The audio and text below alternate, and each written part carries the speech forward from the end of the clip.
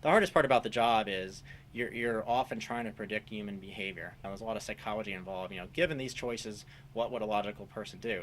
Now, we found when it comes to parking, people don't always make the most logical choice. So part of our education is getting people to understand what their most logical or what their first option should be.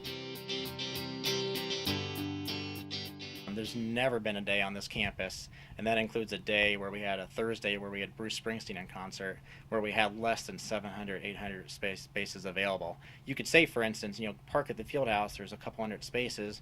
They don't know where the field house is. So you have to really step back and educate people to not only what their options are, but where they are and how they actually use those options. For what you pay here compared to what you would pay at the University of Maryland, University of Virginia, Virginia Tech, that 90% of our students are parking closer than those students would. At those schools, for instance, they pay about the same as we do, and the closest they would ever park is the field house, where for us it's the last 5 or 10% of our people park there. We have to figure out how much revenue we need to generate to cover those expenses. We don't receive any general fund dollars from the state budget that comes to the university, nor do we receive any tuition dollars. The question is, what can we do to really minimize what that increase is going to be? So we're looking at a permit that's going to probably be in the 225, 230 range for next year. So what other alternative sources of revenue that we can generate to cut that price down? With our decks, those are a lot more expensive than building a surface lot. An average space in a parking deck costs us 9 or 10 times as much, cost about $18,000 to $20,000 per space to build. So the deck permits are more expensive as a result. But on the other hand, if you do get a deck permit, you're guaranteed a space in that parking garage. Our philosophy is if they're willing to pay for their convenience, that's their personal choice. They don't have to. But so we look at that as a revenue stream. It's actually a minor source of our revenue. It's probably 8 to 10% of our revenue stream. We're always very conservative in the number that we put into our budget. And so we really look at what the permit fee needs to be, or how much we need to make off the permit to establish how much revenue we need to make. The biggest change is Rappahannock River parking deck opening 2,650 spaces. So it's, to give you some perspective, it's over twice the size of the Sandy Creek garage.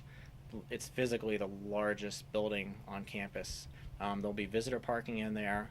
There'll be a level and a half of what we call open parking, meaning that anybody that has the surface lot general permit can actually park in the deck.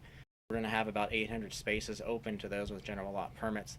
And then we're going to have reserve levels similar to our Sandy Creek garage, where you pay the deck rate and we control the number of permits sold in exchange for guaranteeing one a space. We're putting up similar, if you've ever been to BWI Airport, where they have, tells you how many spaces are available. We're doing something like that because one of our concerns was we didn't want everybody flooding to that garage with a limited amount of spaces. It's one thing when people circle the lots, that's bad enough. That creates safety issues. We certainly don't want that in a parking garage.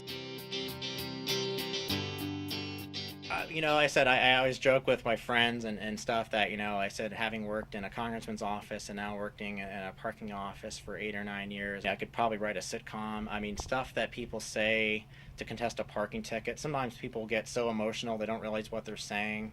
I had someone submitted their kid's birth certificate with their appeal. Now, he told us that his wife was going to labor, but he parked in the back of a lot and went to go talk to a professor for 30 minutes.